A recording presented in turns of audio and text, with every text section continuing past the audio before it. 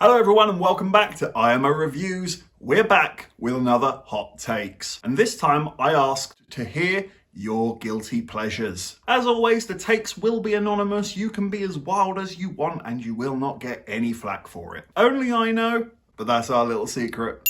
And I should apologise because this video probably was supposed to come out about a week ago. And I'll tell you why it's taking so long. Prick up thy ears, children, gather round, it is story time. I actually filmed this on Wednesday, but I realised I missed about 5 hot takes.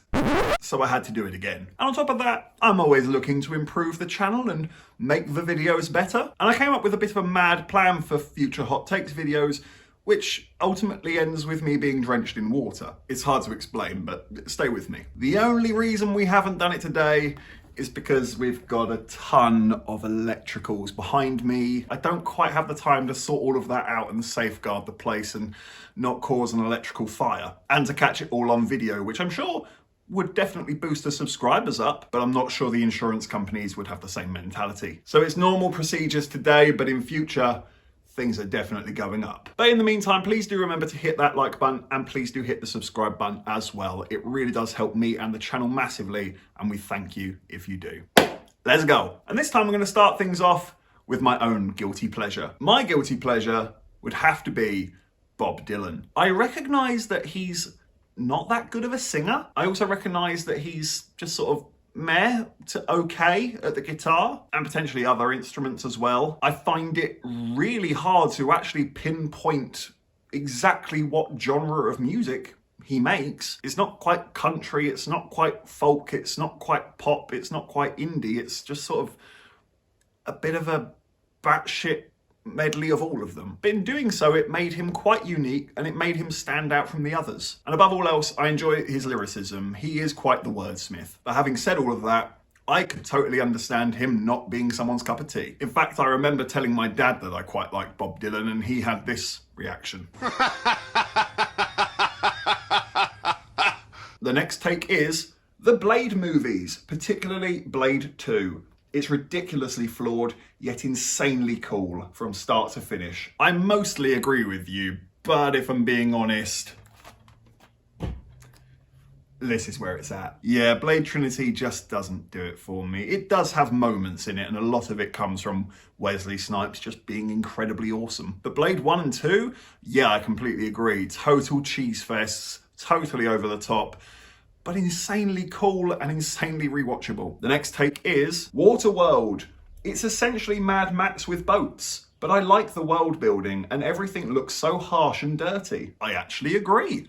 I quite like Waterworld too. It's not perfect, it's got a lot of flaws, especially in the dialogue and the characterizations, but I love the scale of the movie. I love the imagination behind it. I love the bravery and the courage being shown by the filmmakers to just try and make something that would be near bloody impossible to do. When you look at the behind the scenes on Waterworld, it's like nothing you've ever seen before. The next take is Bangkok Adrenaline, the first Thai film with a white lead, being Daniel O'Neill. It's terribly written and bad acting, but there is dope fight scenes and fun chaotic action. Believe it or not, I have seen this movie. For the life of me, I don't bloody know how, but I do remember being absolutely shit-faced drunk at a friend's house at about maybe 2 or 3 o'clock in the morning, flicking through movie channels, and we found this. And what my vaguely drunk memory serves me, I'd have to agree. It was rubbish enough to be playing at 2 o'clock in the morning on a random channel, but I remembered it. This next one might just be the finest take I've ever read. That one episode of ScoobyDoo Mystery Inc.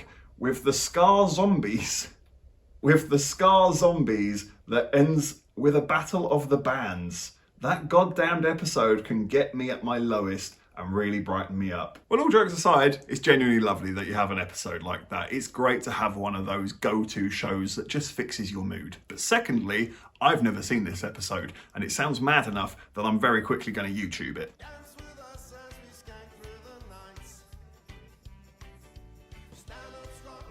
A few moments later.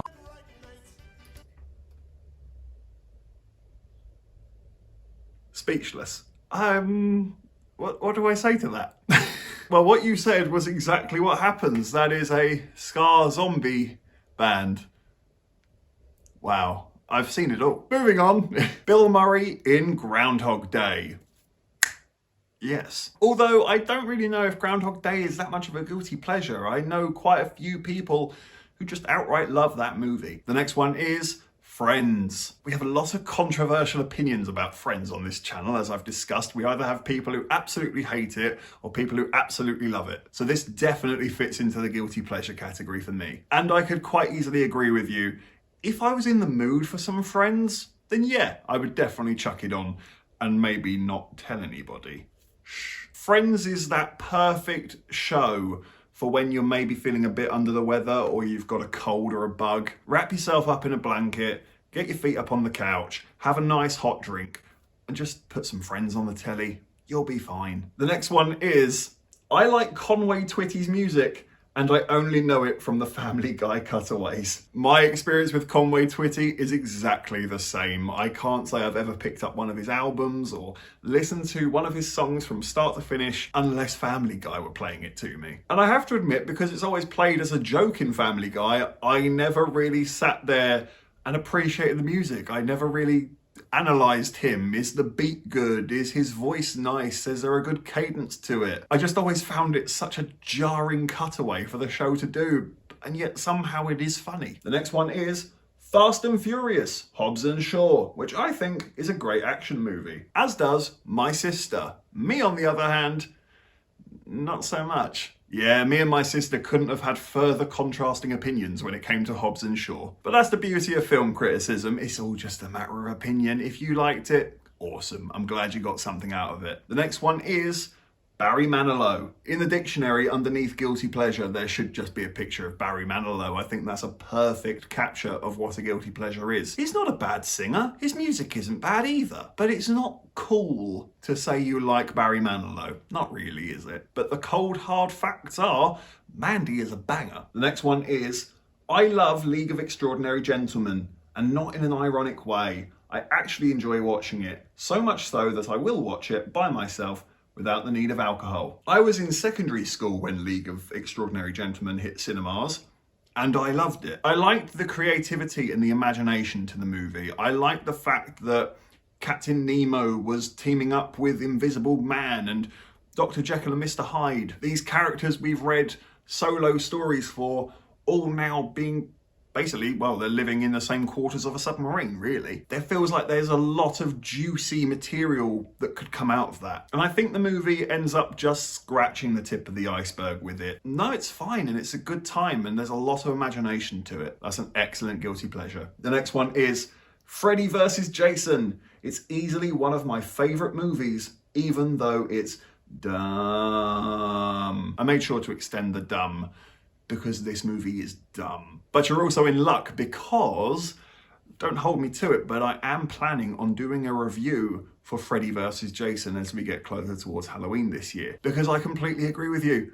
It's awful, but it's hilariously fun. The next one is Limp Bizkit. I always had a bit of a disagreement with my school friends about this. Personally, I always preferred Blink-182. It was only when we went to Reading Festival 5 or 6 years ago now, that my friends dragged me into the tent that Limp Bizkit were playing in, and I have to admit, I had an excellent time. Love them or hate them, those boys know how to put on a show. They're loud, they're noisy, they get the place going, they interact with the crowd, and I'd be lying if I said I didn't like maybe 2 or 3 of their tracks. And the last one is ABBA, which is not that controversial, but it is when you consider that I usually listen to heavy rock and heavy metal. But I do completely agree with you. I have a very varied taste in music, and even I feel a little bit embarrassed, shameful about playing ABBA, especially if I'm playing it loudly. They're just sort of seen as that band your mum likes. I don't quite know why, because they're one of the most successful bands